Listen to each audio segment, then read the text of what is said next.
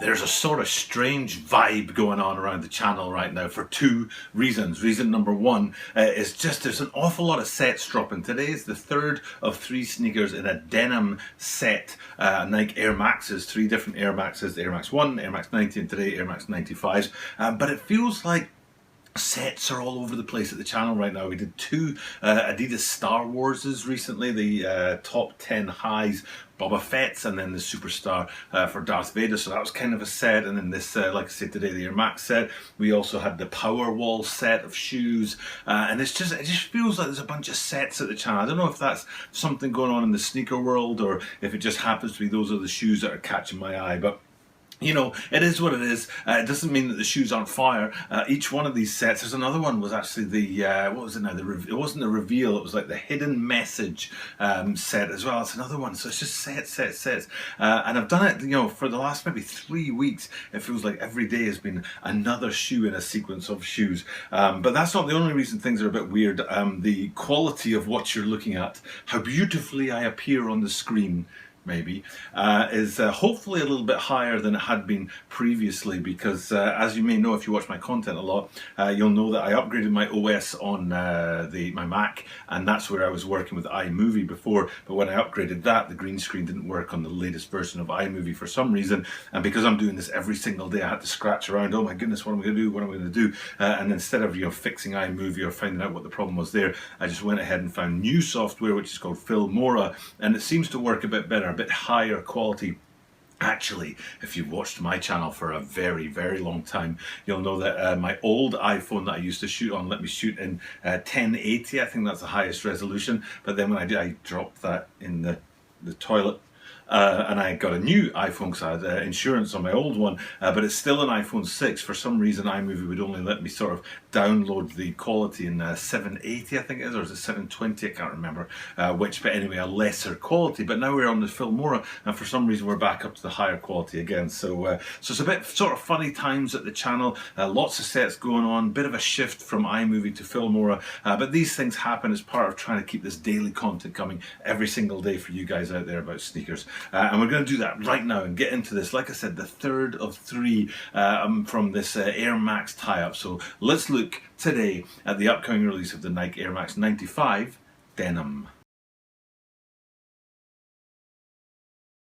This is a Tokyo Butter 23 Sneaker Channel. Tokyo Butter 23 Sneaker Channel des. 毎日アップするので毎日見てください. And every single day from Tokyo, Japan, I bring content about upcoming sneaker releases, sneaker news and sneaker reviews. And today what we're looking at is the upcoming release of the Nike Air Max 95 at Denham or Denham or however you want to pronounce that. When I shot I think it was the Air Max 90 video for this line, I made a big thing about the difference between Denham and Denim. And Denham is the name of the brand that is collaborating with these Air Max shoes, and Denim is the fabric that that brand is all based around. So just to be clear, Denham, the collaboration itself is to do with a brand out of Amsterdam, where Jason Denham has his business and his brand all about stuff to do with denim and jeans and things like that. So that's why these three shoes are very sort of denim or jeans like in their kind of story or their narrative. This on the other hand is not.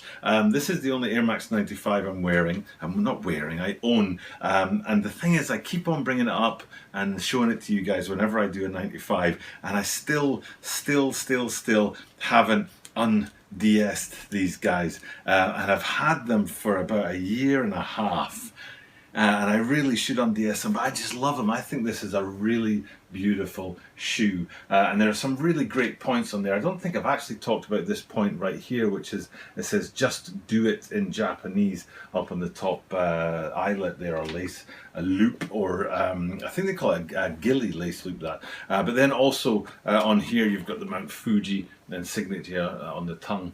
And then this is my favorite bit of all, is it says Tokyo in Japanese on the outsole on there. So I love these shoes, and I know I have to un-DS them, but you know they won't be as pretty. But I have to. I should un-DS them. But whenever we talk about Air Max 95s, I always pull those bad boys out and give you guys a quick look at them. And one of these days I'll pull them out and they'll be all dirty and muddied up from me actually wearing them. But what I'm not actually wearing is this right here. Let's get into it and take a look at this shoe today. Like I said, there's been three so far. Let's do them in order, because the Air Max 1s were the first video I shot, because that's the first shoe that came to you guys. It dropped on September the 18th. For some reason, that one was first, and then the next two, the Air Max 90s, that's what they look like there, which is also called the infrared. And then today's shoe, the Air Max 95s, they dropped on, or they will drop on September the 25th, 1 week after the Air Max 1s. Now we'll bring up a look at the Air Max 1 insole, bang, because that's what that looks like. And hopefully what you can see is basically, it looks like it's embroidered in there on the insole. Whatever it is, it's very high quality and premium, because then if we bring up today's insole, you'll see it's a little bit less defined, a little bit less, I don't know, quality going on in there. So I think I'm right in saying that the Air Max 1s that dropped a week earlier on the September the 18th were a bit higher in quality, a bit more premium, and then the Air Max 90s and these 95s are just a kind of standard general release. But that's not to say they're very cool. They are actually very cool sneakers, and all three of them are unique and awesome in their own rights. And particularly if we're looking at this Air Max 95, some of the unique details on there are that basically what they've gone for is a much more black and grey colorway, which is unusual because the other two pairs are in that classic sort of denim light blue or dark blue colorway, whereas this guy right here is definitely more in the blacks and the greys worlds. But that's not unusual. I mean, if you had to give a percentage out there, you'd probably say 95% of jeans are dark blue or light blue, and then of the remaining 5%, most of them would be black or grey, and then you'd get into some other colors like I think brown jeans are called sarsaparilla or something like that. I remember having a pair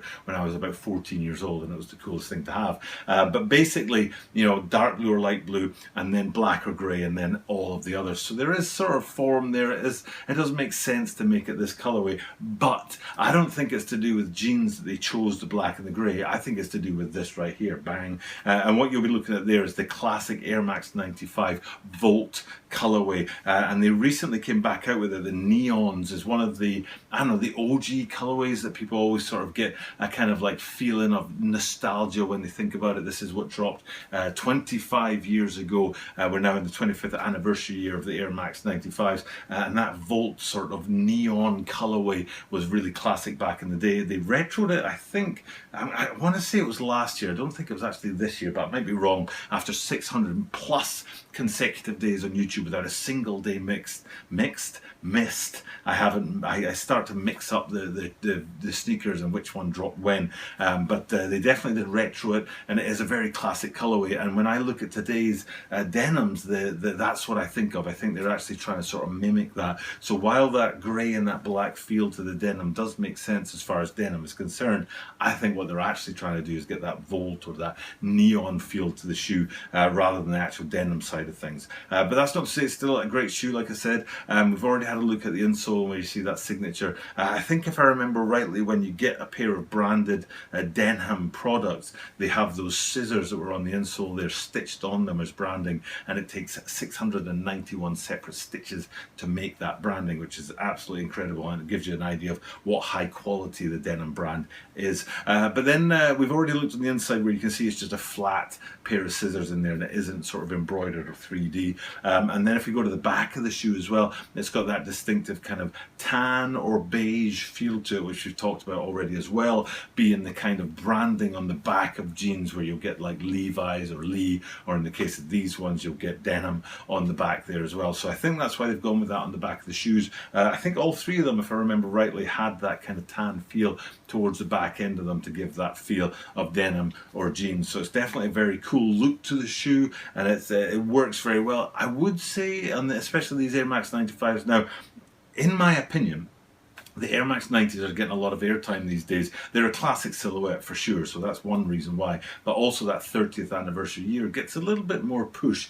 But I would say the 25th anniversary year is usually more special to people, but I'm not feeling like the Air Max 95s in their 25th anniversary year are getting very much attention.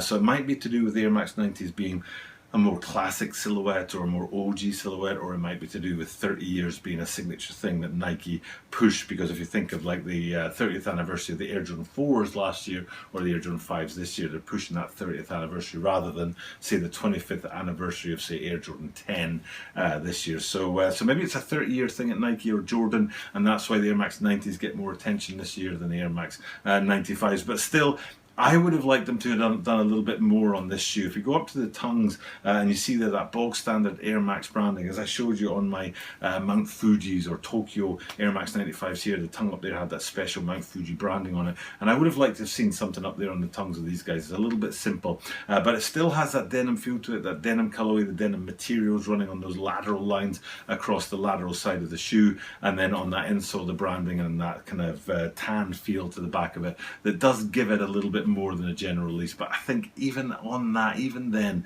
you could have gone a little bit further still. But anyway, great looking shoe, great to finish off this triple, this 3 set. I don't know what I've got planned for tomorrow. Yesterday was those not Stan Smith, the Superstar Darth Vaders.